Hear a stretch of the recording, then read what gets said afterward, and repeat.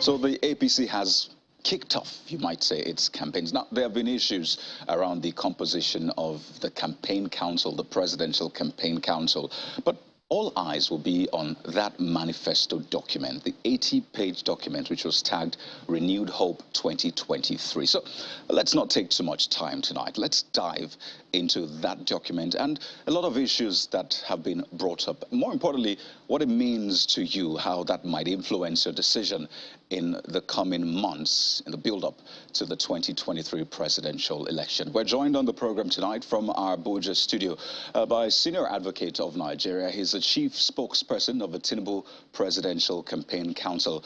Mr. Festus Keyamo is our first guest on the program tonight. Thank you for joining us, Mr. Keyamo, on the program. Thank you for inviting me. Well, this is a document that has been anticipated for some time. Renewed Hope 2023. It's called the Action Plan for a Better Nigeria. Just give us well, I see you're holding it. Give us a backstory. Who is the brain, or who are the brains behind this document? Well, thank you very much. Just to also adjust your introduction a bit about our document. We have called it an action plan, not just a manifesto. And we have done so, we have used that phrase advisedly, because we have gone beyond the ordinary and the cliche and the usual sound bites of manifesto. What we have done is to produce a document that does not only show our intention, but actually outlines the way we want to achieve those intentions. And so we have gone beyond all these other parties that... Well, that's the same definition of a manifesto, Senior Advocates. It's the same definition of a manifesto. No. Well, it is not. I will tell you. It is. A manifesto is a written statement declaring publicly the intentions, motives, and all of its views. So essentially, you have declared your intentions, your plans, and policies. So that's what it is. Perhaps you just want to use another term, but please go ahead.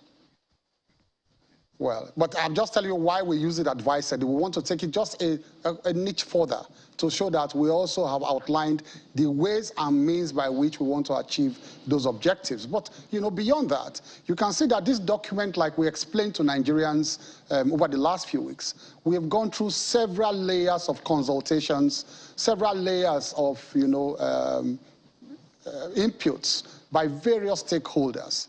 And so Asiwaju is it's a candidate that likes to carry everyone along. And so we were not in a hurry because we wanted to present to Nigerians a document that can take care of their fears, their aspirations, and what they really want to see and hear. And that is why you can see that if you look at the preamble of the document, it says that our people, the citizens of Nigeria, are the most valuable assets that we have. And that document seeks to promote the interest of Nigerians through and through. So back to your question, therefore, this document is a document that has the input of various stakeholders of our party. But then it actually reflects the vision, the aspirations, and, you know, the intentions of our presidential flag bearer, Asiwaju Bola Ahmed Tinubu. So essentially, he signed off on this, and Nigerians can indeed say that is his manifesto or plans, as you put it. Am I right? This is action plan. Absolutely, he did. All right. He signed off on this. Let's analyze this. Let's break it down. And since you said this, I mean, essentially, at the end of the day, he's the brain behind this in some sense.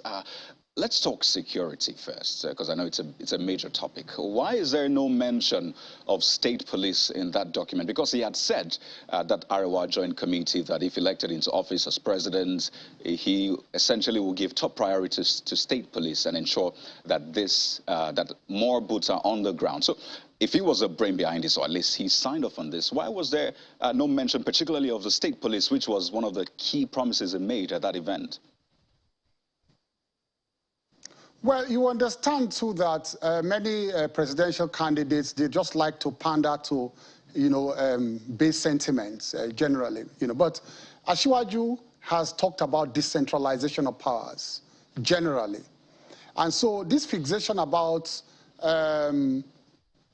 coming down to the nitty-gritties as to which part of our polity generally will be decentralized in order to give more powers to the different component parts of the country or different levels of government. Perhaps at the time he comes to implementation and with proper consultation, don't forget that this is a constitutional matter that will involve not only a presidential executive order. It involves consultation with different stakeholders, state governments, local governments, as the case may be. And of course, it involves constitutional amendments that will also have to, carry along state houses of assembly. So it's not a situation, it's not a case where a president sits down, deceives the Nigerian people, or a candidate sits down, deceives the Nigerian people to say, I will do this and I will do that. It involves, and like he said in this document, a lot of consultation with the other branches of government that have the constitutional powers to carry out such reforms. Right. And by the time you take the pulse of Nigerians generally, and if that is what Nigerians want, that is what Nigerians want, we can't sit down in a campaign and assume that that is what Nigerians actually want. But if that is what they want, you can be sure that he will lead the way in that regard. So specifically, so that we can just get something particular from this, which do we hold on to? The statement he made at the Arawa Joint Committee that he would prioritize and essentially give top priority to state police, or the words of this document that just loosely speaks about decentralization? Which one do we hold on to? Well, both are virtually saying the same thing. And if he says that, what he said at the Arawa, forum is virtually the same thing, because if you want to also do state police about decentralization of powers too. So therefore, when a candidate tells you that he will, lead the way, it's also an indication that he will also be in consultation with other levels of government and other, branches of government that have the constitutional powers, to carry out such functions. But then don't forget too that the issue of security in this document goes beyond that. There are more fundamental issues regarding security that he talks about in this document. For instance, he talks about raising a battalion to tackle terrorism. Because terrorism is just an emerging threat in our nation. The type of terrorism we are witnessing now, we have not witnessed it before. When we came in 2015, the type of threat that faced the nation was the threat of Boko Haram. And so as that threat begins to diminish, other threats are emerging, kidnappings and terrorism in other parts of the country. And so that, of course, you will know that that is what he will turn his attention to. Right. Now he talks about raising a battalion for terrorism, well-equipped, well-trained, highly mobile, and highly motivated too, to tackle terrorism in particular and kidnapping. Now, that is an innovation in this document. Right. That he has mentioned. So there are more profound issues in this document regarding security. Okay, we'll explore that, optimizing our aerial power. Just so we're sure what to expect, are you saying that he will prioritize state police? Just so we get on with that and move on to other things. Will it prioritize state police? It is an admixture of what is this document and the sound bites you have heard from him before. Okay. So is that yes or no? Will he prioritize state police? What is in this document and what he has said before? He will prioritize consultation with other levels of government on that issue. He will prioritize consultations. All right. So, yes. So I mean, at least we get your point on that. But let's talk about that anti-terrorism battalion. And yes, it's in that document. In fact, it speaks about improving salaries just right next to that and the welfare of security operatives, essentially. And the question now will be, where will the funds come from? And let me give you a background, really. So we're planning to spend about 13% of our budget on defense in the coming year, 2.74 trillion. In this current year, we're spending 2.29 trillion. For next year's budget, we're looking at a 10 trillion naira deficit. For this year's budget, we're looking at close to 7 trillion naira deficit. So clearly, the gap is widening. And if you're in this government, you know how difficult it has been to raise revenue. So where will the funds come from? Well, you've asked a very important question, and this question cuts across the entire, gamut of the document. Now, raising revenues is a very profound issue that he talks about throughout the length and breadth of this document. One, he talks about diversifying the economy, because our economy over the years has been a mono economy. It has been an economy that is based purely and mostly, on oil revenues.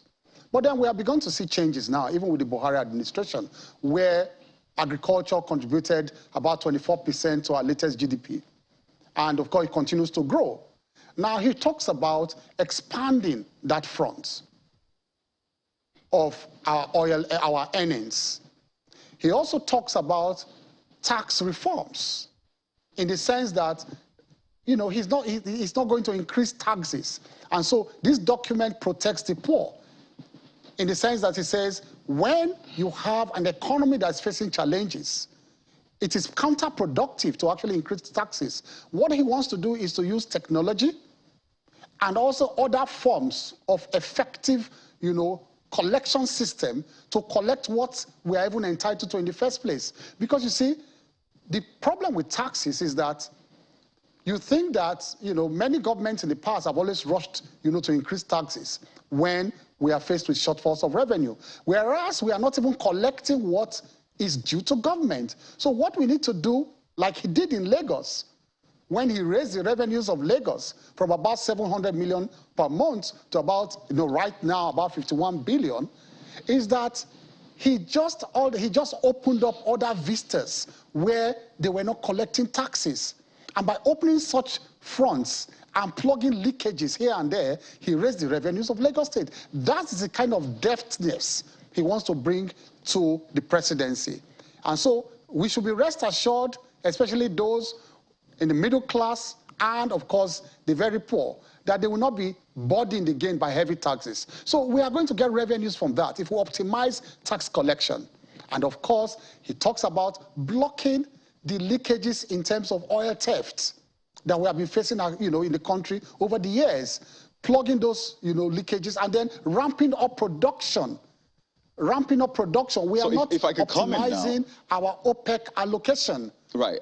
We'll also get to that, Senior. I'm just mentioning all of them. So we can lay these issues bare. Yes. I understand. We'll still come to them. Yes. It's an 80-page document, very comprehensive, some might say. No, I'm talking about all the avenues of the raising revenues. Yes, I know. So we'll get to that. But still on that raising revenue for security, because it's been a major issue. We want to fight security, but then we're faced with lack of revenue, at least the funds, hard cash, as they say. If these ideas, solutions are viable, why are they not being put into use for this administration? So it's very simple, because some of these things you need to lay the foundation first before you now begin, because at times broad-based reforms, at times, without, taking into cognizance the multiplier effects and the time it takes to implement these reforms should be taken into consideration. For instance, why do I talk about broad-based reforms? I was going to talk about the phased removal of subsidy. All along, this government had known for more than 2-3 years that subsidy has to go. But then, did you expect the Buhari administration to remove the rug under the feet of Nigerians, in one fell swoop? So these are things that are going to be gradually implemented. Now, you also talk about why is this government not doing it? This government is doing it already. Asiwaju is only going to ramp up efforts and take it to the next level. I talked about agriculture, for instance. Agriculture is contributing about 24% to our GDP now. Now, that has never happened before.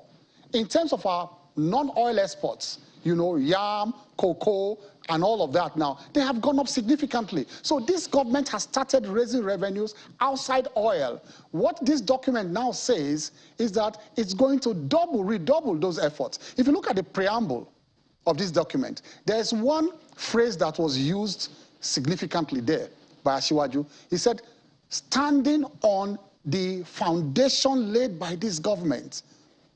So he's not going to break away as if, well, these efforts have not been put in place before, this foundation have not been put in place.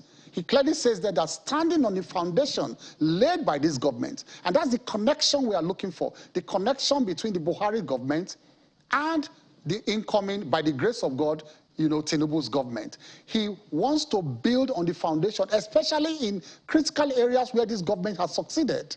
Right. In areas where we may be facing challenges, or by the time we hand over, the challenges have not been fully addressed, then he has new ideas. For example, we talked about the battalion we talked about, to face and tackle terrorism. We have raised that. I'd like us to veer into the economy. Since you've been talking about the economy, I'd like us to veer into it. But so essentially, you're saying that the Buhari government is the foundation, laid a foundation.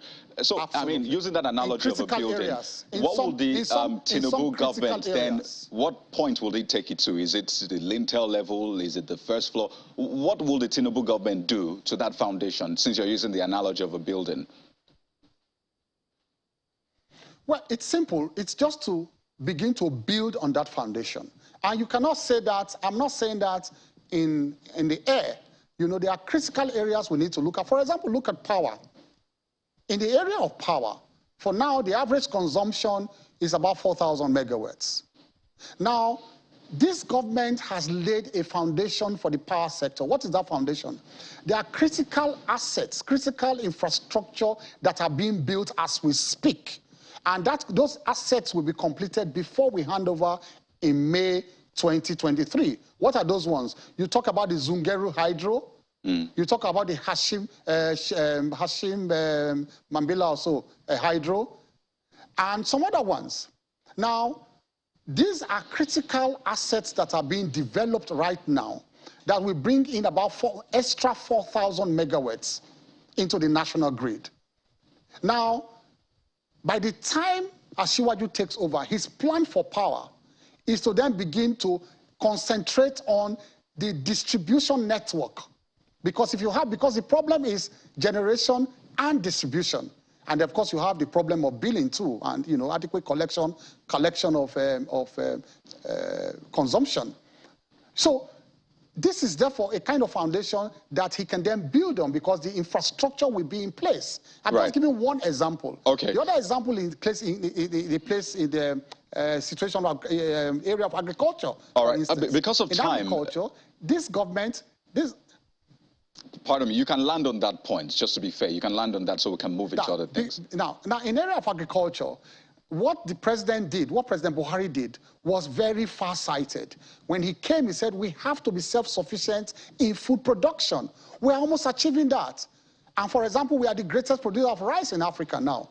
Now, if President Buhari had not done that, we would have been in big trouble now, because you now have production and disrupted all over the world because of the Ukrainian war and so many other things disrupted all over the world now. So critical essential items and their production are disrupted all over the world. Well, Senior Advocate, go into the markets, for example, to buy food items that are not brought from Ukraine, by the way. You would see that they're really expensive, and some will wonder, how is the Ukraine situation, how does it really impact on the price of tomatoes, for example, the price of yam in the market, which are all tied to agriculture. But just a minute, Senior, because we need to move into the economy. I need to respond to that. I need to respond to that. But I need to respond to that. You made a point, and you can't run away from that. Do you forget that tomatoes does not move from Kano to Lagos by magic? You use diesel to move it. What's the cost of diesel now? And so the cost of transportation will affect the cost of these goods. So please, we must educate Nigerians correctly as to what is happening, and don't behave. We should not deceive Nigerians like the opposition, not you, like the opposition does, to tie campaign only to cost of prices. So there's a multiplier effect in some of these things. Transportation of goods and services is key, especially goods, is key to determine the price of goods. Which raises the question then. Even though we are self-sufficient in local production, but moving the goods from place to place is affected by the cost of diesel and the cost of transportation. And this the more raises the question, and I think you are even still pushing the buck to the table of government. So what is the government doing to ensure that the cost, the inflation is brought down, that people can go to markets and at least their living wages can help them earn a living for real? So I think you have raised that question yet again. If these ideas are really viable, why aren't they put into use such that the price of the goods in the markets are at least affordable for the average Nigerian? Now, let's go back to this document now. Now, Asiwaju says he wants to build an economy that is not dependent on the vagaries of world economy. And that is the final dream. That's the eventual dream of an Asiwaju. If you look at this document, it says, little by little, we want to save Nigeria and protect Nigeria from the headwinds of international politics and economy. How do we do so? That over time, and which is Buhari administration has started, over time, we are going to concentrate on producing internally all essential items that we depend on. Food and, basic items. And we are going to stop importation of luxury items so that we are going to look internally to produce these items so that whatever the vagaries of world economy or politics about, we are going to have an economy that is protected from these headwinds. So that is the dream of an Asiwaju, and he has done it. Don't forget that. All right, Senior Advocate, I'd like to come in now so we can cover more ground on this conversation. From even other states in the country. I understand. Just so we can cover more ground. It's not every day we have you on the show, so I'd like us to maximize this. I noticed something very interesting in that document. Student loans, and I mean, that is really ambitious, especially for people who have stayed outside of the country. They know how it is. Yes, it's controversial in some areas. The U.S. trying to get that burden off the neck of students and all of that. But at least for a nation like Nigeria, what we have seen in the education sector, some might think, wait a minute, it's a good idea because we've seen it in the past during the military regime. But then a lot of people remember this statement that the presidential candidate made in 2015. Take a listen. We will give you student loan. Our program, 4 years will be 4 years. You will not extend before 4 years to graduate in a university. By the time, on your 4th year, you will be taken through that critical part. Senior Advocate, where are the student loans today? That was in 2015. I think the roadmap and the foundation is being laid. Let me tell you why.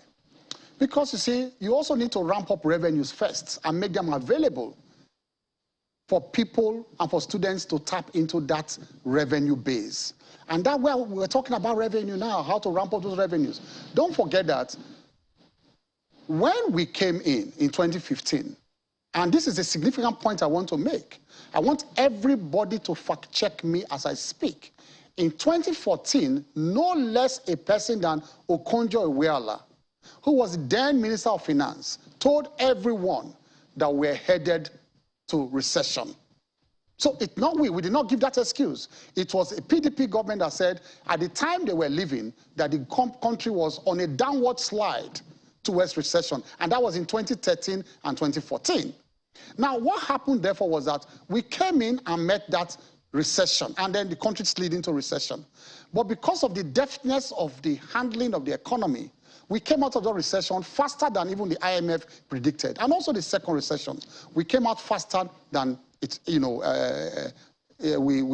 predicted. That we now met low oil production that dropped to 700,000 barrels per day, at times 600,000 barrels per day, when we should have been on 2.3 million barrels per day. We met those problems on the ground. So there was a problem of revenue, but the dream remained alive. The dream to fulfill these promises are still alive today as we begin to ramp up our revenues and rescue the economy from where PDP left the economy. And that is where we are now. So you can Senior Advocate, a couple of issues. The sound bite. Right. A couple of issues. The sound bite you just played now shows the... Yes, go ahead. You can land quickly just because of time. You said it shows the... The sound bite you just showed now is a further promotion of our candidate because it shows his consistency of thought. All right, so let's break it down. Talked about it then in 2014. Let's break your response down. Talking about it now too. Right, so let's break your response down. Thoughts. You said that the former Minister of Finance said in 2013 that there was going to be a recession. Your candidate made that statement in 2015 January, being aware of those statements made that Nigeria was getting into recession. Yet he made that promise to thousands of young people, in fact, maybe millions who were listening at that time. So that's on the one hand. So if he made that promise at that time, it's almost 8 years now, no students loan. What is the assurance, really, that the one he's making now, that in 7 years to come, there will be a reality. And you said that your government meant 700,000 barrels of crude at that time. Well, that is not true, at least according to the OPEC figures. This government was doing, as at May 2015, was doing between 1.6 million and 1.9 million barrels per day. By the end of 2015, production dropped. Go and fact check me. End of 2015, early 20, there was disruption in production in the Niger Delta region. So everybody can fact check me. It dropped. You said it dropped to 700,000, and I'm giving you the figures of what your government meant when you came in. 1.6 million, 1.7 million. In fact, the price of crude at that time, when your candidate said he was at the lowest, was about $60-something. Not at the lowest. The lowest has been $25 in the 20 years that we've seen. So, well, I'm telling you to fact check me that when we came in... I just did, that when you came in, it wasn't $700,000. But you were saying May. You are mentioning May 2015. And I gave you June as well. June was 1.7 million. And I'm telling you that... That's when you came in. If you're not taking May, I'm giving you June. Yes, so June is 1.7 million barrels per day. Yes, yes. When do you plan your budget? When was our first budget planned? Our first budget was a 2016 is budget. Pointedly at the statement you made that you made $700,000 per barrel. Sorry, 700,000 barrels per day. It dropped. No, don't misquote me. When we took over, it dropped to 700 because of disruption of production. And I want everybody to fact check you and I. I just did. I just gave you the figures when you came in, but in order not to belabor the point. I'm telling you that the budget. Look, listen. The budget, the first budget we planned was a 2016 budget. And that 2016 budget was based on $700,000 production.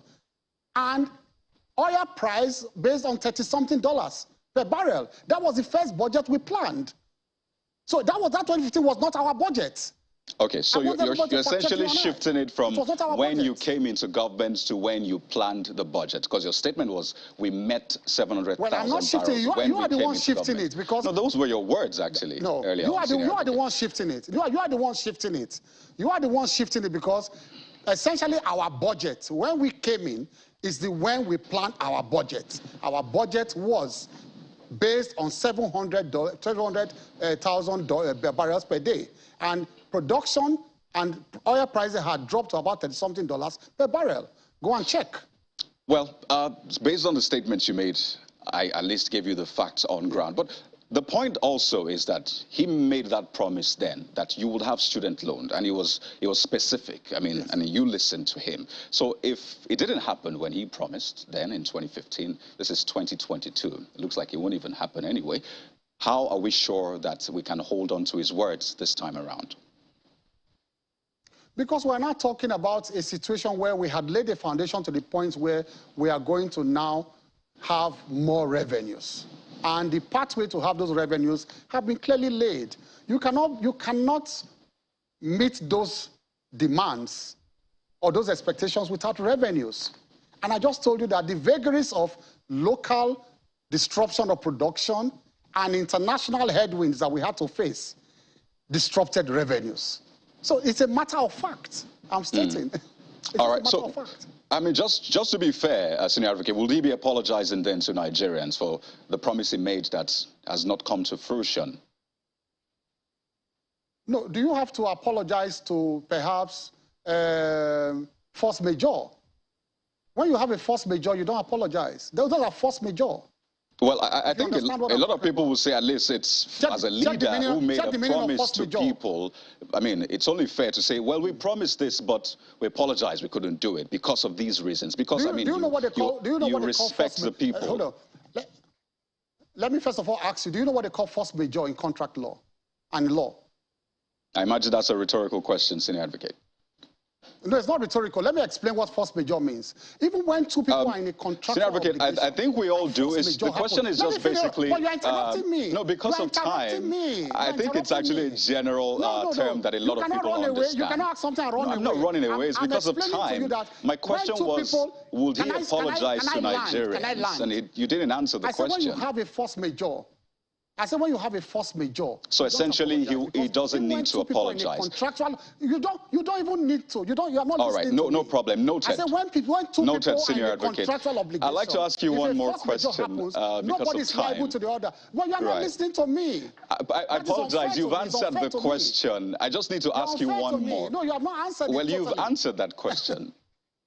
We understand that force majeure is an unforeseeable circumstance. I'm just trying to save time. Exactly. But on a final when note, people are in a contractual obligation, they are not liable when force majeure happens. All right. So on a final note, I'd just like you to respond to this. I know it's always quite interesting having a conversation with you, with your background in law, human rights advocate and all of that. But another statement that he made at that time, and this was particularly about former President Goodluck Jonathan's tenure, was that Jonathan and his government are stealing 400,000 barrels of crude oil every day in Nigeria. Now, he made this statement in Oyo State during a campaigning, the usual campaign. And then he made that statement then.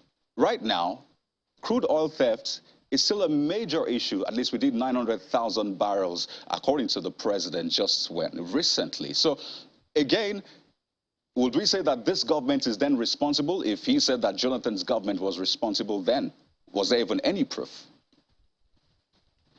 You have just made my day, because this recent discovery of the pipe that they laid to steal crude oil, they said it was established 9 years ago, and we just out of shrewdness and astuteness, we just discovered that pipeline now.